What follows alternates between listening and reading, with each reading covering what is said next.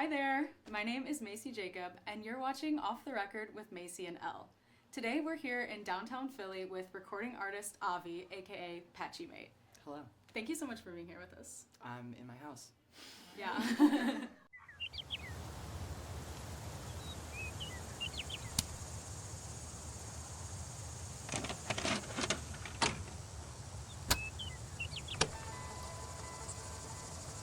Where are we today? In my house. You're here with me.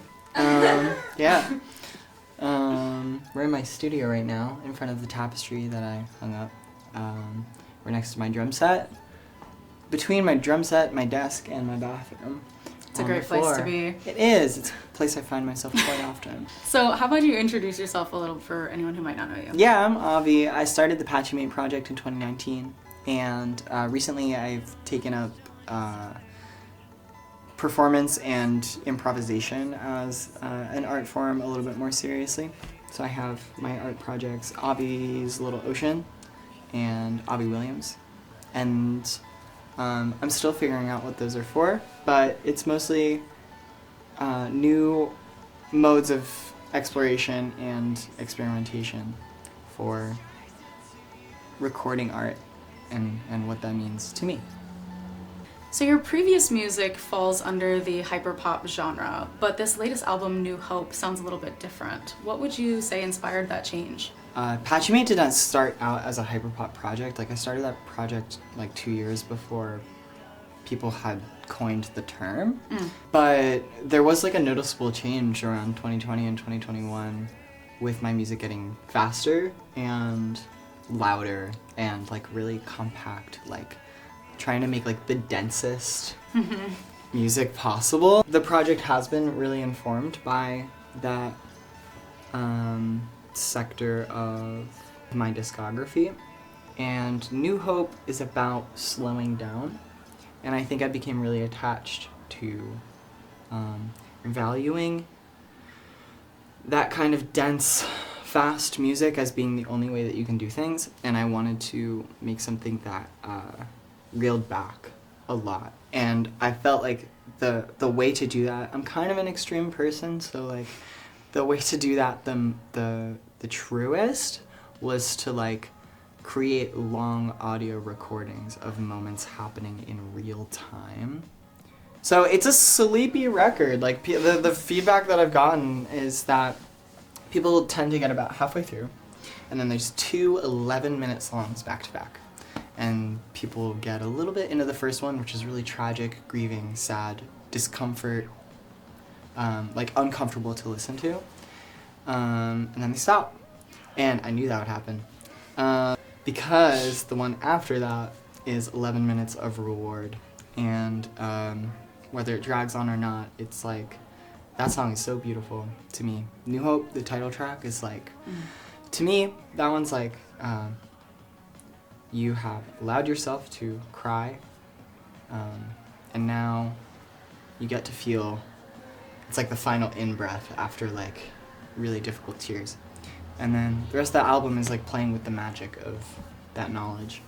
So, yeah, I think the record's fucking sick, and to be honest, yeah, I think it's really special. Of course, it's gonna go over some people's heads. I've been like releasing music that was really informationally dense, like I said, and it's not that I don't like that music anymore, it's just like I fell into a period in my life where that's just like not what I wanted to make. I'm coming back around though.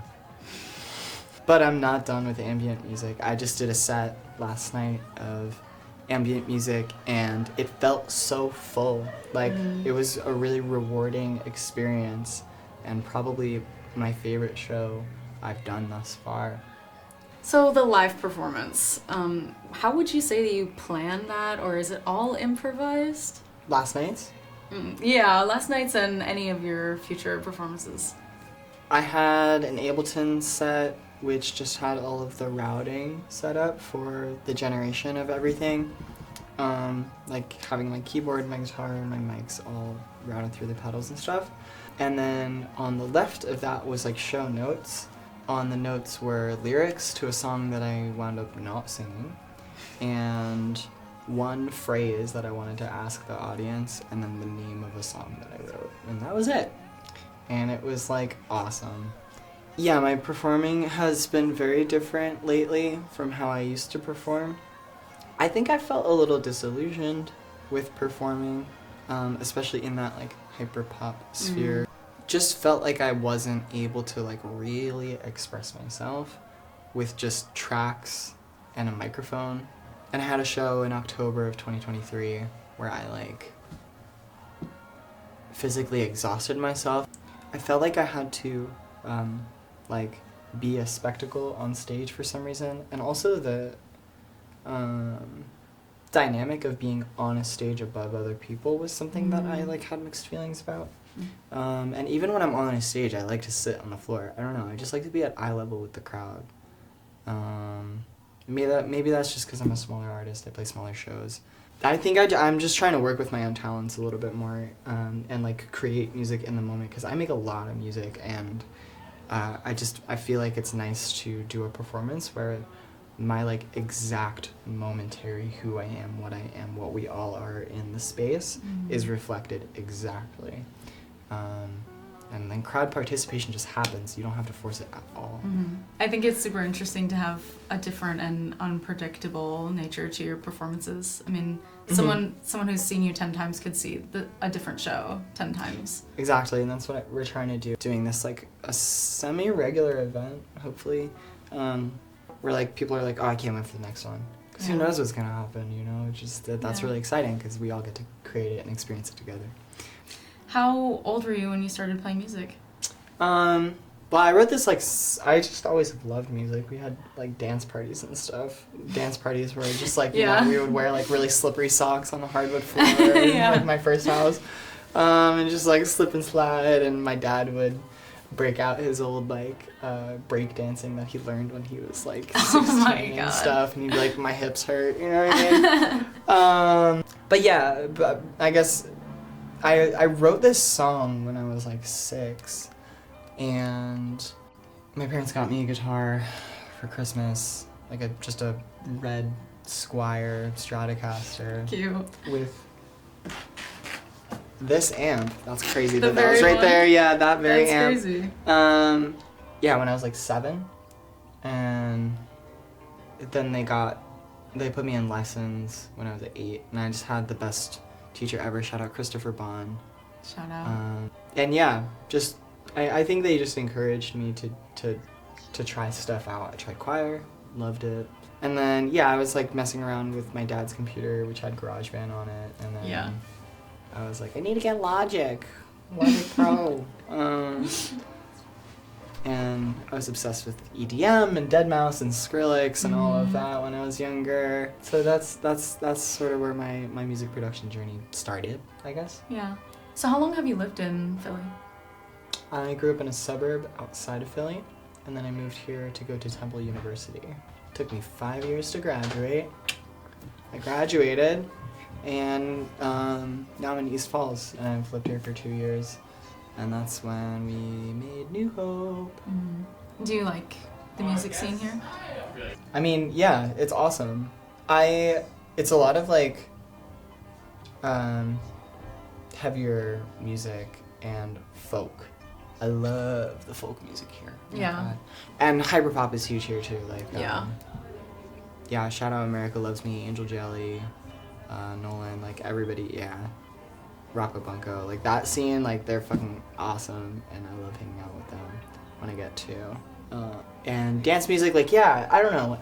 It feels like so many different scenes happen that are all like somewhat aware of each other. Yeah. In Philly, so yeah, of course I love it. I love going to events. I love having a good time. Okay, so let's talk your new album, New Hope.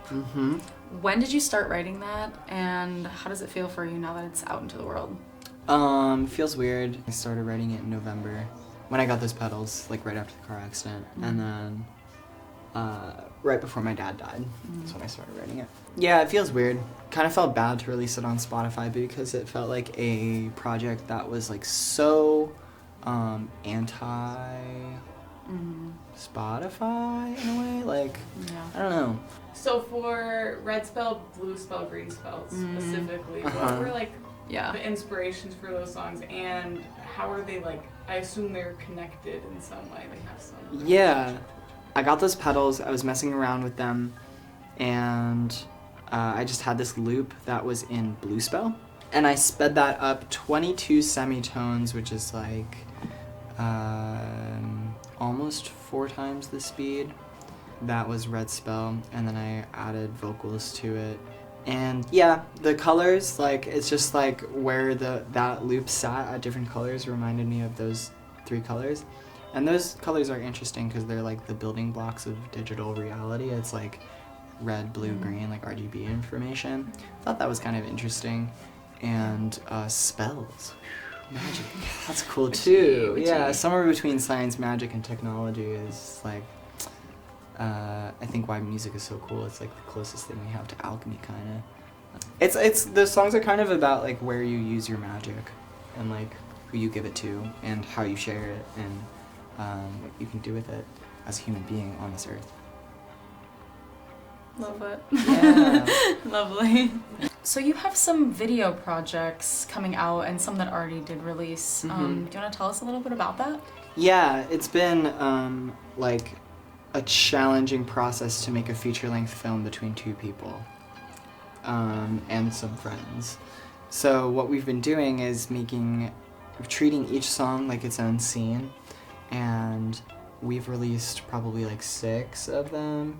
But once we're done, it's gonna be a feature-length film that will be independently released. It's me and Maddie's like piece. Mm-hmm.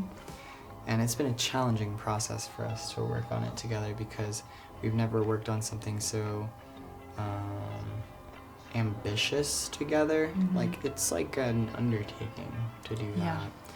But I'm just like really hype about getting it to be one piece. Because right now it's all these separate pieces, but they're gonna glue together. And then when they do, I'll have a little DVD. And that's just kind of neat. That's so I think awesome. that's so fun. Yeah. Yeah. And it's like, it feels like a time capsule. Like, it feels like something, like we're gonna upload it to YouTube and Vimeo and shit. And like the album, you know, is on Spotify, but this whole thing has felt like something that I wanted to create and then like bury in the ground. Yeah. And I don't know what it was stopping me from, I guess, just doing that, but like I guess just the lack of the sharing with the world that like is still something that I wanted to like do for this project. But I have this album that, you know, is very much like for me, selfishly. Because I was like, you know, going through a lot, and I needed this thing for myself. So yeah, catch it soon. I can't wait to watch it. Yeah, it's gonna be cool. It's really just like, you know, something you put on and you can watch as intentionally as you want to. It's not like, it's certainly not a thriller. You know what I mean? But it has its magic, and there's this like through line that you can catch that's really subtle but super rewarding, if you ask me. Yeah. So was it fun, difficult, like you want to do it again in the future, or difficult like we'll you do never it want differently to do it again? we'll probably never. It's kind of naive of us to take this up, honestly, and be like, oh, we'll get it done by February. Yeah, I think once it's done, it'll become pretty clear what to do next. Yeah. What do you think is next for you in your music? Rhythm. More rhythm. Yeah, drums. Songs. Writing. Been really inspired by lyrics lately. New Hope was so like anti-rhythmic, anti-lyrical. Like, just finding the most fluid thing ever. But now it's materializing and there's structure again. I like it. I don't know. Okay, for the last question off the record, are you a witch? Crazy question.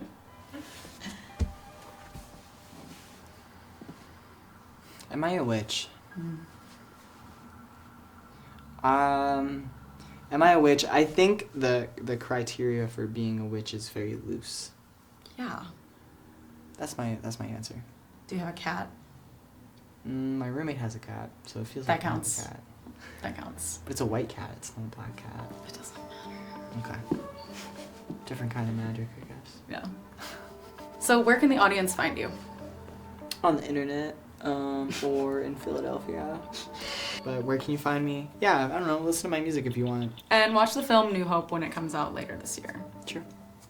Or it could be out already. It's actually. not. Yeah. Yeah. Whenever this is. Watch the movie New Hope now. Or Maybe. later. Maybe. Or later. We don't. And make sure to follow us on Instagram at BRIGHTMOSS Productions and subscribe to our channel if you like this video. Thank you so much for watching. Bye!